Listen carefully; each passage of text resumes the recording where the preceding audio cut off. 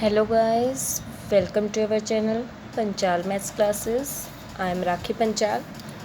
Today we will discuss about chapter 5 of class 11th. आज हम class 11th का chapter 5 करेंगे complex numbers and quadratic equations. तो सबसे पहले हम कॉम्प्लेक्स नंबर के बारे में जानते हैं कि कॉम्प्लेक्स नंबर क्या होता है।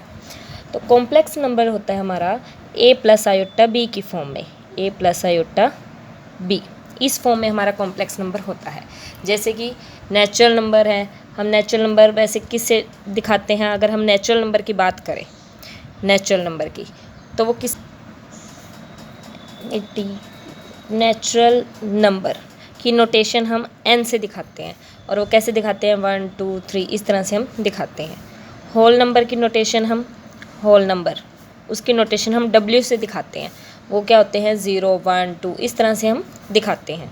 रियल नंबर की नोटेशन हम r से दिखाते हैं। तो हर एक नंबर्स की कोई ना कोई नोटेशन होती है हमारी, जिससे हम रिप्रेजेंट करते हैं उस नंबर को, कि जिससे हम उस नंबर को दिखाते हैं।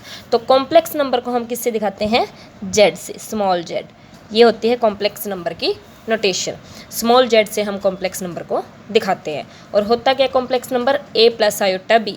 अब ये आयोटा इसकी पहचान होती है आयोटा इसकी। अब इसमें दो पार्ट्स होते हैं हमारे, एक a वाला और एक b वाला। अब इनके अलग अलग नाम हैं। नाम क्या है इनके? जो a वाला पार्ट है ये होता है हमारा रियल पार्ट, ये होता है रियल पार्ट। और जो आयोटा के साथ होता है, आयोटा के साथ वाला, इसको हम बोलते हैं इमेजिनरी पार्ट। ये होता है हमारा इमेजिनरी पार्ट।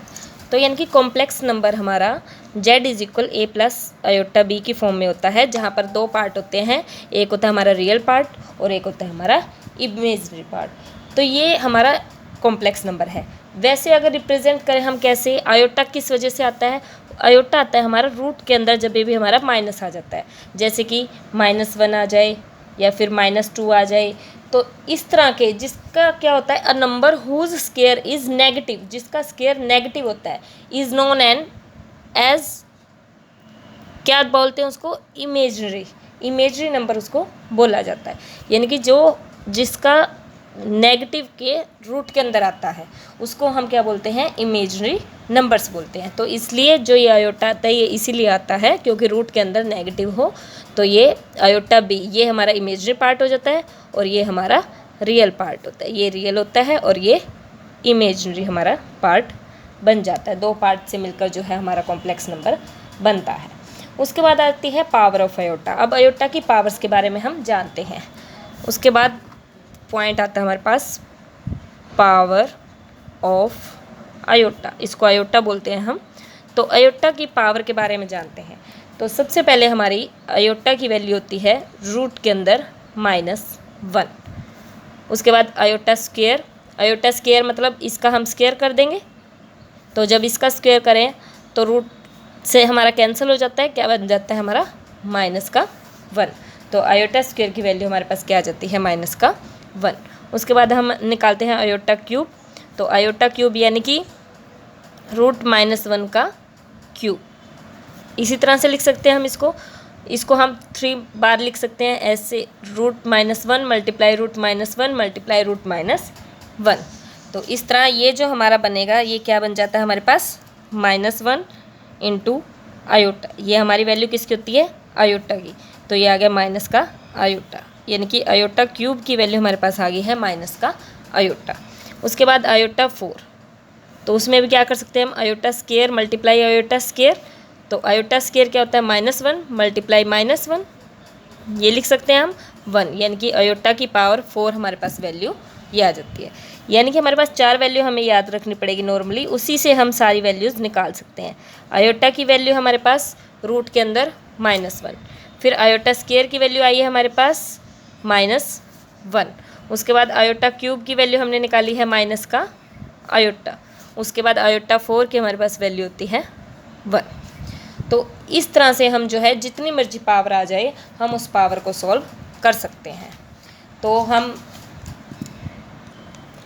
अब हम बात करते हैं कि अगर रियल नंबर हो उसको कॉम्प्लेक्स नंबर में हम कन्वर्ट कर सकते हैं या नहीं। तो वो देख लेते हैं। अब मान लो एक वैसे हम डेफिनेशन कर लेते हैं। सबसे पहले मेन डेफिनेशन जो है वो है हमारे पास कि एवरी रियल नंबर, हर एक रियल नंबर जो है इज़ अ कॉम्प्लेक्स नंबर।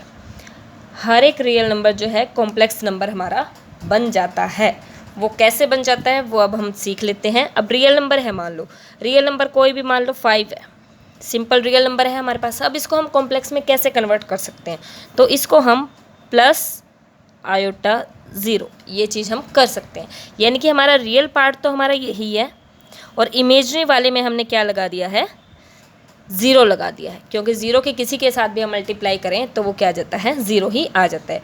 यानी कि हमारे पास सिर्फ रियल नंबर क्या था, रियल नंबर था हमारे पास क्या, 5, जिसको हमने किस में चेंज कर दिया है, कॉम्प्लेक्स नंबर में चेंज कर दिया है। इसी तरह से अगर हमारे पास सिर्फ और सिर्फ खाली क्या आ जाए, हमारे आयोटा वाला पार्ट आ जाए, तो फिर क्या करेंगे, सपोज कि हमारे पास आ जाए 2 आयोटा आ गया हमारे पास।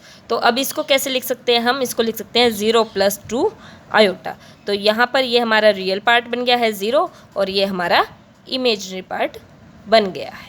तो इस तरह से अगर हमें खाली रियल पार्ट भी दिया है, ओनली रियल पार्ट हमें गिवन है, तो उसको हम कॉम्प्लेक्स नंबर में कन्वर्ट कर सकते हैं। और अगर हमें सिर्फ और सिर्फ इमेजनरी ही पार्ट दिया है, तो यहाँ पे तो सिर्फ रियल दिया था बिना आयोटा वाला, यहाँ पे सिर्फ और सिर्फ आयोटा वाला दिया है, रियल इसके अंदर नहीं है, तो हम उसमें +0 कर सकते हैं। तो हमारे पास यहाँ पर रियल पार्ट भी मिल जाता है और इमेजनरी पार्ट भी मिल जाता है। तो इस तरह से हम कॉम्प्लेक्स नंबर के अंदर जब एक ही पार्ट हमें गिवन हो, तो हम सेकंड वाले पार्ट में 0 लगा के उस कॉम्प्लेक्स नंबर को पूरा कवर कर सकते हैं, उसको पूरा बना सकते हैं। तो ये तो था हमारा कॉम्प्लेक्स नंबर, उसके पावर्स की, आयोटा की पावर्स हम कैसे निकाल सकते हैं, और हर एक रियल नंबर जो है कॉम्प्लेक्स नंबर होता है और वो कैसे होता है। तो आज हमने ये सीखा। अब नेक्स्ट वीडियो में हम जो है एक्सरसाइज 7.1 के सम करेंगे। Thank you for watching my video.